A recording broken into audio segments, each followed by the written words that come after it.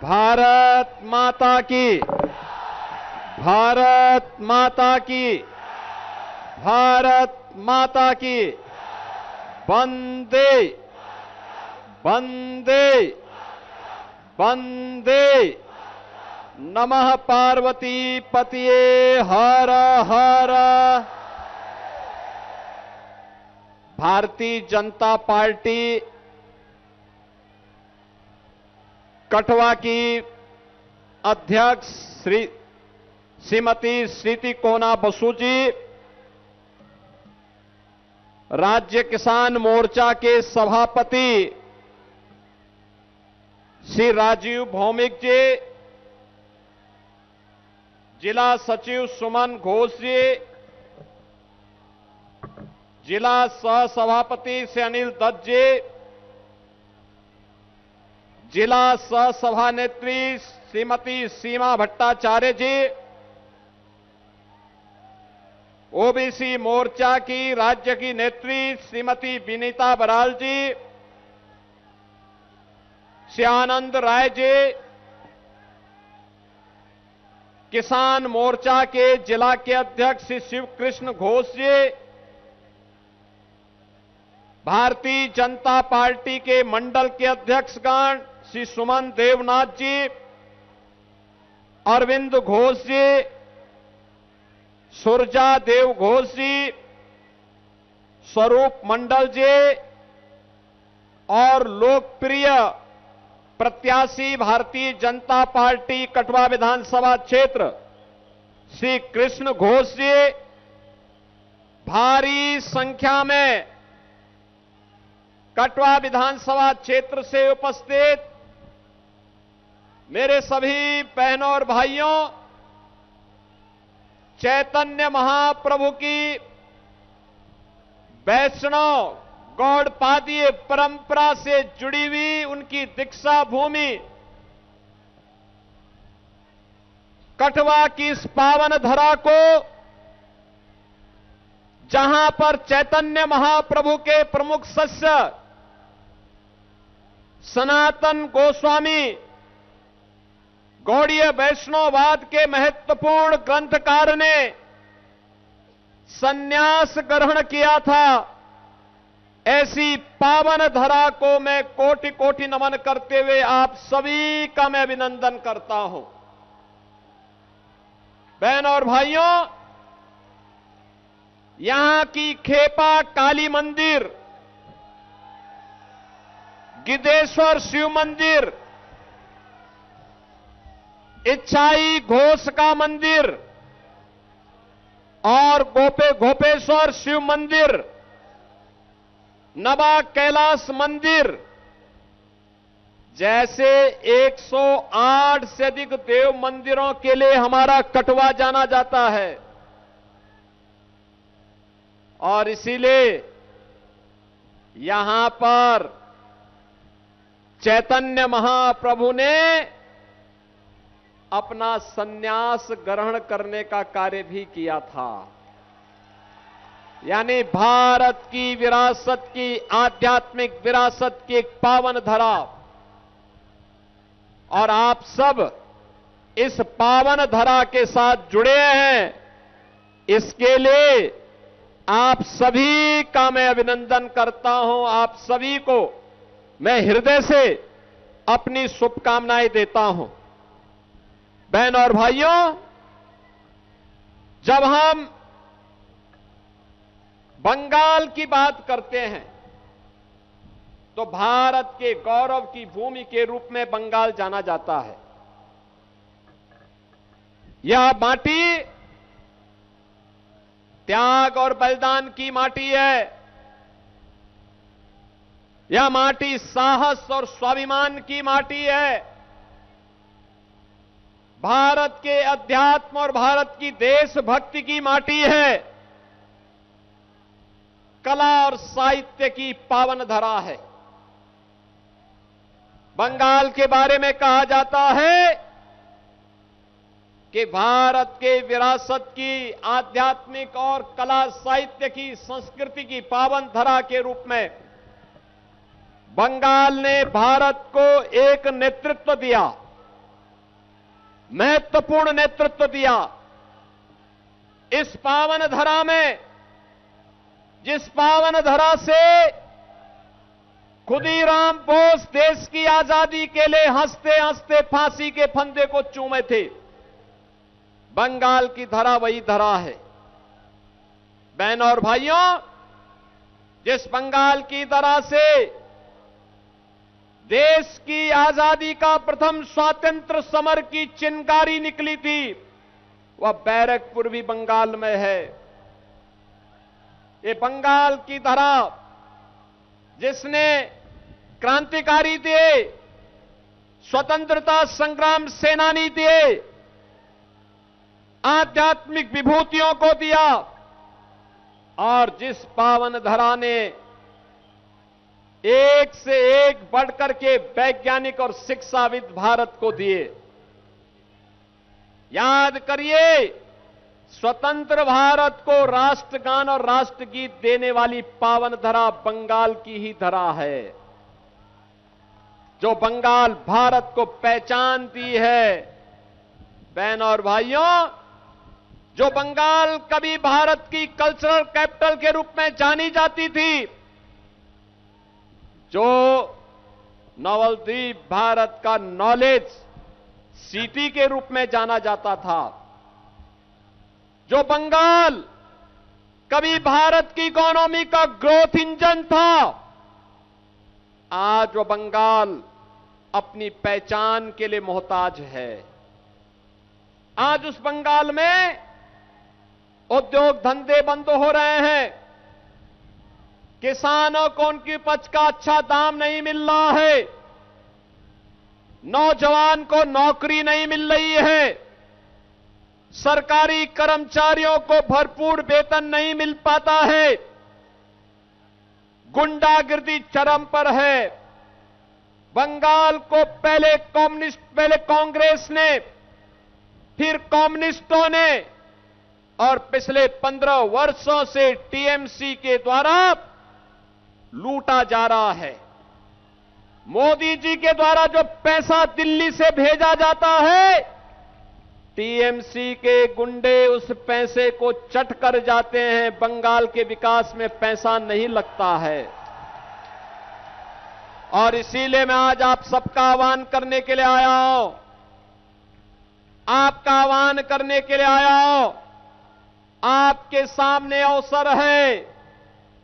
यह अवसर इस बात का है कि बंगाल को उसकी पहचान के लिए मोहताज करने वालों के सामने यह पहचान का संकट हमें खड़ा करना है। बहनों और भाइयों, बंगाल को उसकी पुनर्प्रतिष्ठा दिलानी है। बंगाल को फिर से विकास के पथ पर अग्रसर करना है, और इसके लिए डबल इंजन की सरकार चाहिए। डबल इंजन की सरकार।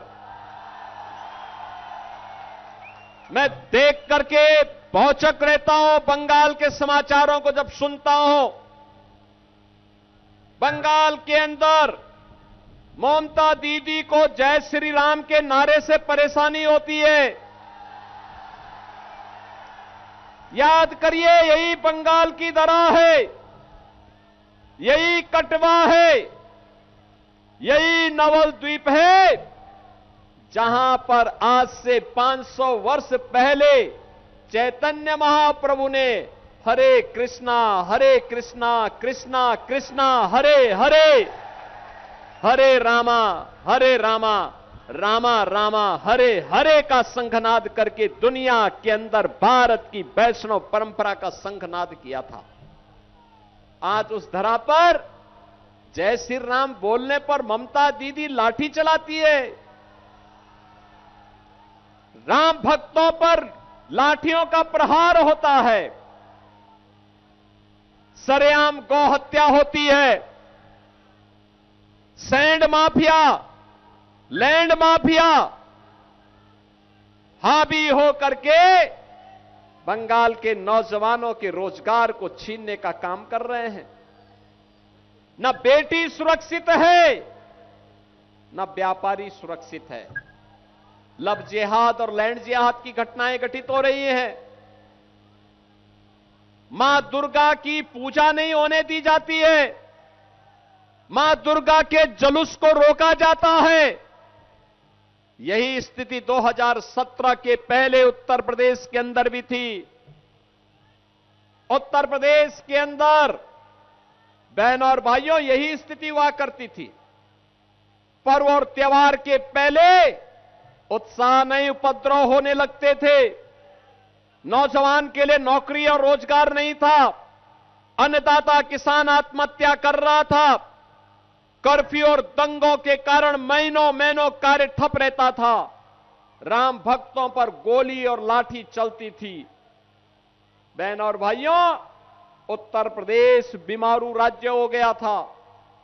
न शिक्षा थी, न स्वास्थ्य की सुविधा थी, न उद्योग धंधे थे। लोग पलायन कर रहे थे।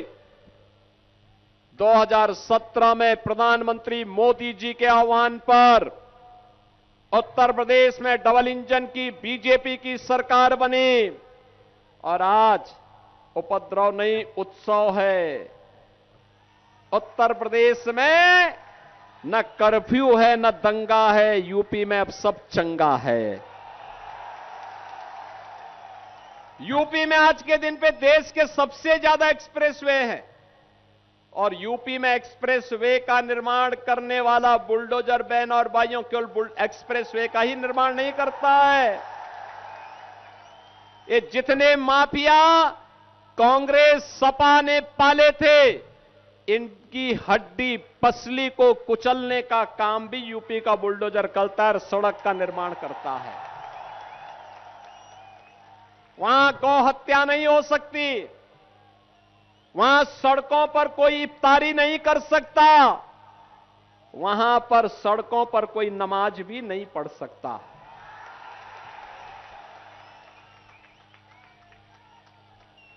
वहां पर किसी मस्जिद से आवाज नहीं आती है। और काशी में आप जाएंगे ना,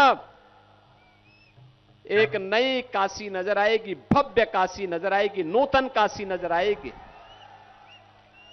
अयोध्या में आप जाइए,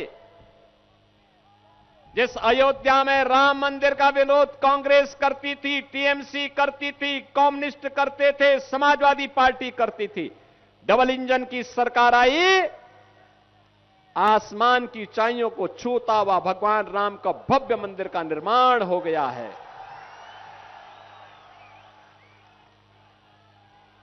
अब उत्तर प्रदेश में नौजवान के लिए रोजगार और नौकरी है। 9 लाख नौजवानों को सरकारी नौकरी दी है हम लोगों ने। उनमें से 2 लाख नौजवानों को, 2 जवान केवल बेटियों को नौकरी मिली है। 60 लाख नौजवानों को बड़े उद्योगों में और 3 करोड़ से अधिक नौजवानों के लिए यूपी के एमएसएमई यूनिट में नौकरी मिली है। बंगाल में टीएमसी के शासन में 30 लाख नौजवान बेरोजगार हुआ है, उद्योग बंद हुए हैं, क्योंकि टीएमसी का मतलब है terror, mafia Raj and corruption. भय के साए में, टेरर के साए में उद्योग धंधे नहीं लगते, विकास नहीं होता। माफिया राज में विकास नहीं होता। जहां करप्शन होगा वहां उद्योग नहीं लगते हैं। और इसीलिए टीएमसी मुक्त बंगाल इस भाव के साथ 23 अप्रैल को बंगाल के अंदर पहले चरण का मतदान हुआ है। बंगाल के अंदर रिकॉर्ड तोड़ मतदाताओं ने मतदान में भाग लिया।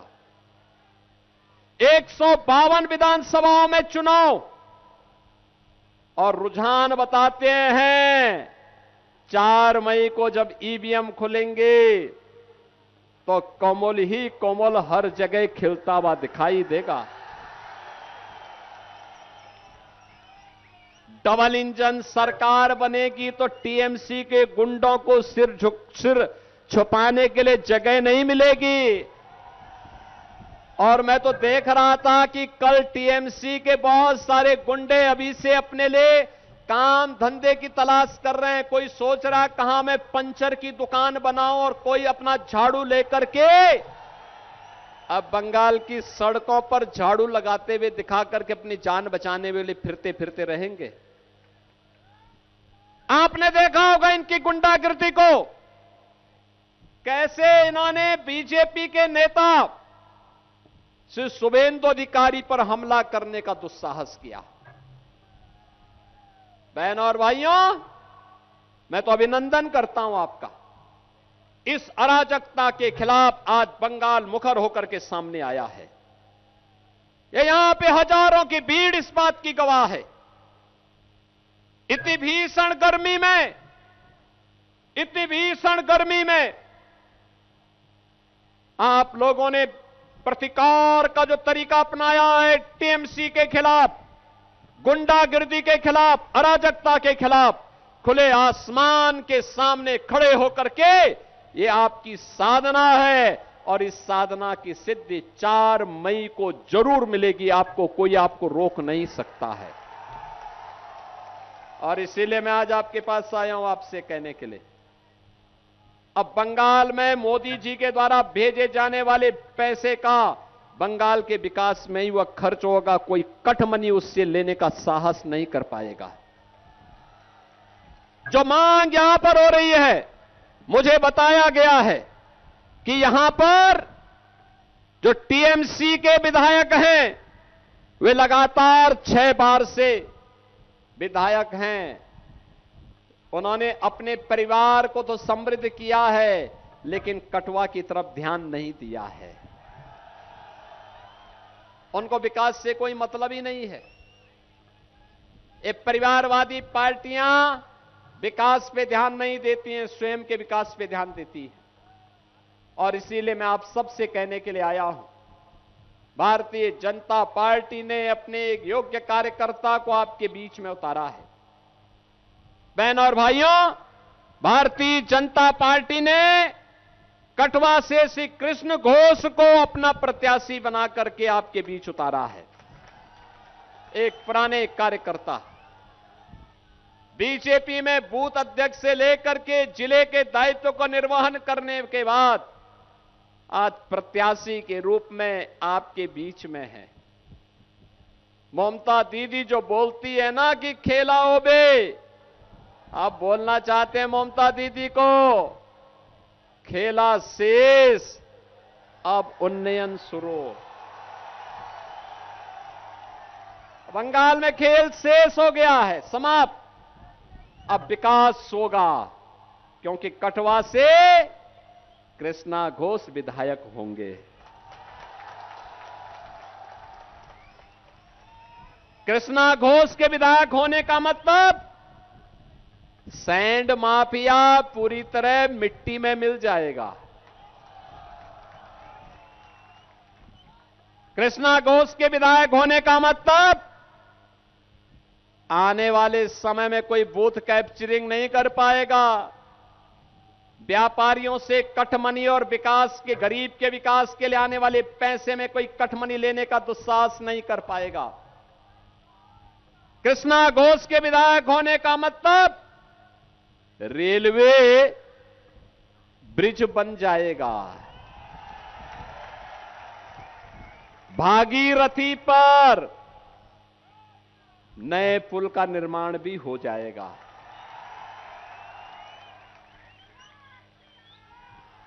क्योंकि बंगाल की आज यही मांग है। और इसीलिए मैं आज के इस अवसर पर आप सबसे अपील करूंगा कि बहनों और भाइयों, जो सरकार सुरक्षा नहीं दे सकती, उस सरकार को रहने का अधिकार नहीं। और इसके लिए मैं यहां पर आप सबसे कहूंगा, यहां पर मैं बुला रहा हूं भाजपा के प्रत्याशी श्री कृष्णा घोष को। कृष्णा जी, आप यहां पर आइए। आप सब आशीर्वाद देंगे कृष्णा घोष को, सभी लोगों का आशीर्वाद। दोनों हाथ ला करके बोलो, दोनों हाथ ला करके दीजिए।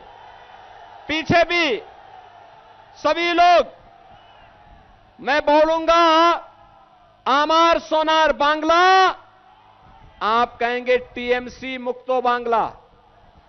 आमार सोनार बांग्ला, आमार सोनार बांग्ला, आमार सोनार बांग्ला। मैं कहूंगा ओंधकार, आप कहेंगे हटवे। मैं कहूंगा सूरज, आप कहेंगे उठवे। मैं कहूंगा कोमल, आप कहेंगे खिलवे। बोलेंगे ना? ओंधकार,